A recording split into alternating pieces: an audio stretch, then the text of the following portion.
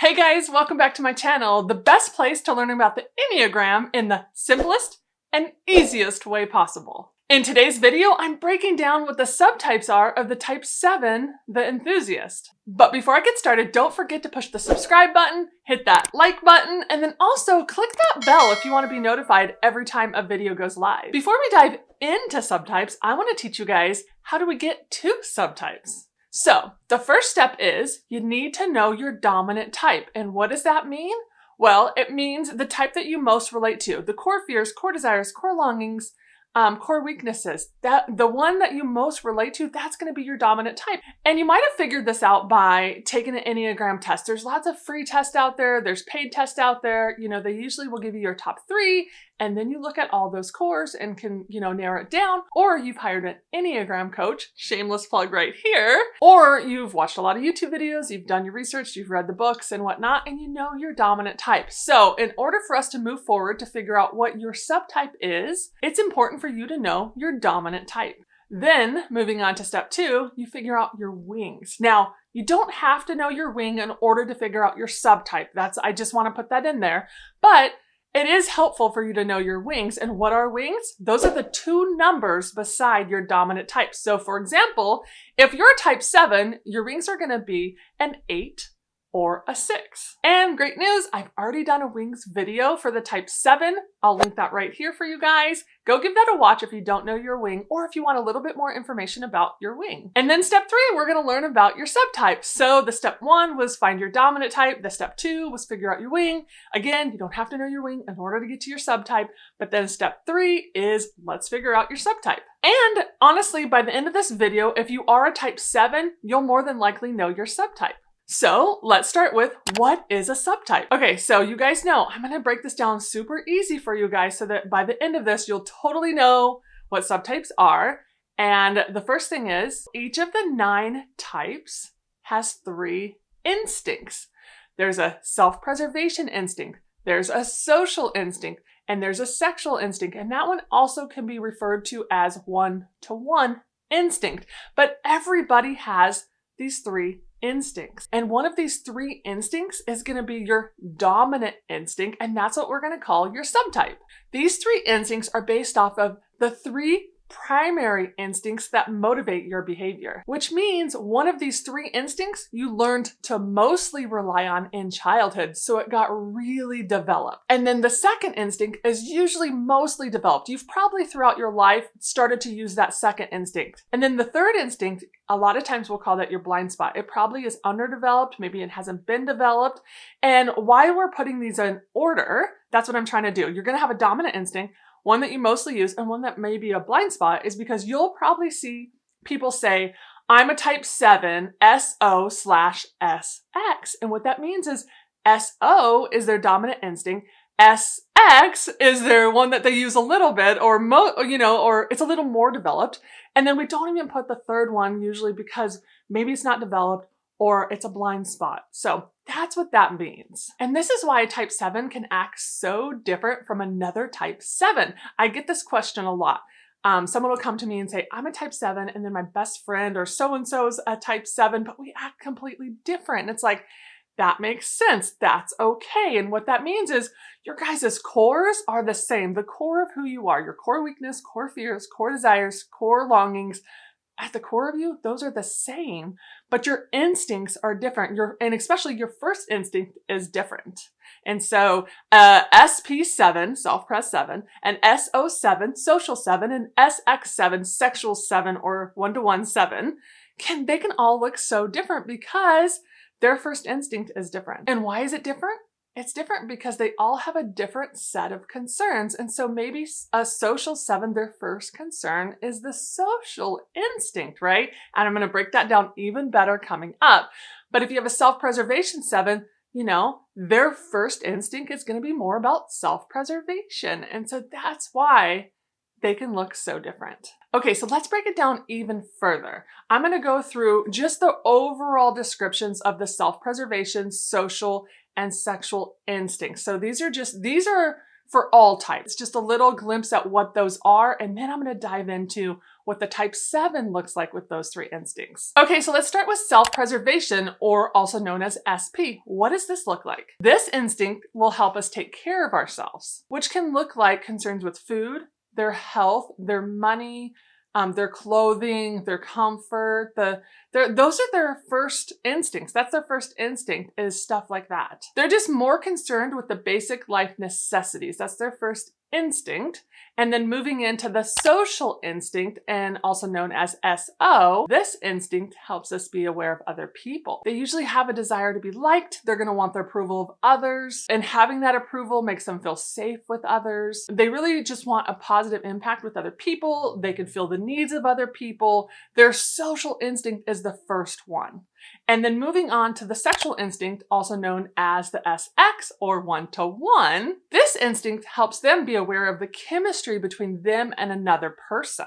They seek intense contact, super deep conversations. They will really gravitate towards people that they feel the most chemistry with. So think about it like this. The example I'm going to use is an example that I've heard Ian Morgan Cron use in his teachings. And what he says is, think about what is your first instinct when you walk into a room full of people. Now, I'm going to set the stage. There's people in the kitchen, prepping food or cooking food or getting things ready. There's a couple of groups of people in the room, and then there's like 1 or 2 people sitting by themselves. What is your first instinct? What is your go-to? Are you thinking about what is the temperature of the room? Where's a comfortable spot? Where's the food? Is there enough food? Do they need help in the kitchen? Any of those kinds of thoughts, that instinct, that self-preservation instinct. Or are you immediately aware of like the group? Everybody as a whole. You walk in, you kind of can feel the feelings of everybody. You could read the room, you could read the tone of the room, you can see the subtle signs between people. You're just super aware of what's going on socially. You might even be thinking like who's in charge and that kind of thing. This would be your social instinct. Or are you thinking, where's the most interesting person? You're kind of like beelining through to that one person to have that one-on-one deep conversation, or something like that. Or you might even go to the group to pull one person away because you're like, oh, so-and-so's here. I want to have a conversation with just them. Is that your first instinct? And as you can see, all 3 instincts are important, and we really do want all 3 instincts to be developed and to come into balance, because you need a self-preservation instinct, you need a social instinct, and you need that 1-to-1 or sexual instinct. That's why we have them. But what we're trying to do here today is figure out what your first instinct is. And the reason why is you will understand other people better. You'll understand yourself better. I think we develop so much more compassion and grace if we can understand each other's instincts, right? And we can stop projecting that everybody needs to have our instinct. And so that's why I teach this. That's why it's important to learn your first instinct, is so that you guys understand each other better, and you understand why so-and-so's instinct is to go find that one-on-one conversation first, and that you aren't judgmental and you're not like, oh, they always just want to be alone or anything like that. You'll actually just start to realize, oh, that's their first instinct, and you can accept each other better, and you can accept and love yourself better. Okay, so let's dive into what do the instincts look like in the type 7. And then once you know which one is your dominant one, that will be your subtype. Okay, so let's start with the self-preservation 7. What do they look like? So this 7 is warm and cheerful, and they like to talk a lot. They are driven to make sure their basic needs and comforts are met, which makes sense. These 7s are very ambitious. They work hard to make sure that they will always have lots of options available to them. This self-pres 7 usually loves to shop and travel, take care of themselves. I mean, that might look like massages and facials and, I don't know, getting their nails done. I mean, if you're a guy, it probably still does look like self-care in some way. Maybe it's reading help books, going to conferences, all this kind of stuff. There's a lot of self-care going on with this self-pres 7. This subtype will more than likely not want to develop any dependencies on other people. And this one is practical, good at getting what they want. And this one is more materialistic and more rebellious than the social or the sexual 7. They will just have this need to have a lot of resources and material items, money and other things to support their survival. So that's what the self-preservation 7 looks like. It's just a glimpse of the self-preservation 7. Let's move on to what does the social type 7 look like? And the social subtype is the countertype for the type 7. And all 9 types has a countertype. And what this means is they don't necessarily look like your average 7. They might not walk in the room. Like you might think of a 7 of like, hey guys, I'm here. What's going on? Where's the action? All this stuff. They might not look exactly like that. And so every type is going to have a countertype. And that's why it's so important to learn about these subtypes. This is the type that wants to avoid being excessive, and they're always on the hunt for different opportunities. So gluttony is the core weakness of the 7, but this is actually going to be harder to recognize in the social 7. And to be honest, what does gluttony even look like? It's not like they're like eating a ton. That's not the core weakness of the 7. They are always wanting new activities and taking on new things, and kind of like they can, and it's a core weakness. So it doesn't mean every day. It just means that's something that they will have a weakness in. And it's, more. And that's a real simple explanation of what that core weakness could look like. But what that means in the social 7 is they actually are going to avoid focusing on their own self-interest by pursuing what they perceive as perfect in themselves and the world. The social 7s love getting involved in social causes. This really excites them. They have this burning desire to be a part of anything that's a social cause. This type of 7 will take on a lot of responsibility in their family and groups and stuff like that. And here's a fun thing to know about the social 7. Because they're super enthusiastic and extremely joyful, and they want to be of service and help to others, they can actually look like the type 2 at times. But not to confuse you between being a type 2 and a type 7, the one thing to know is a type 7, they will know what they need. Even if they decide to sacrifice it, they still know their own needs. And the type 2, they don't necessarily know their own needs all the time because they don't have as much connection with themselves. Okay, so let's move on to the last one, which is the sexual 7 or the one-to-one 7, which is SX. This subtype is drawn to people that they find refreshing and interesting. They're just super drawn to that chemistry with the other person. And when they zone in on this person, they're going to approach them right away with their charm and their enthusiasm. And they just have this genuine interest and want to connect with that person. And with this person, they're probably going to love fantasizing about future adventures with them. They have shared interests. They're going to want to really go deep with that person. They love wild ideas. They're constantly looking for something new and exciting. And similar to the type 4s, they hate the mundane. They just are not a fan of like boring or anything like that. This subtype is going to be the one that is an enthusiastic dreamer, and they can constantly focus on the positive, which actually can make them seem almost too happy sometimes. And this subtype, they fear pain. And I think I already said boredom.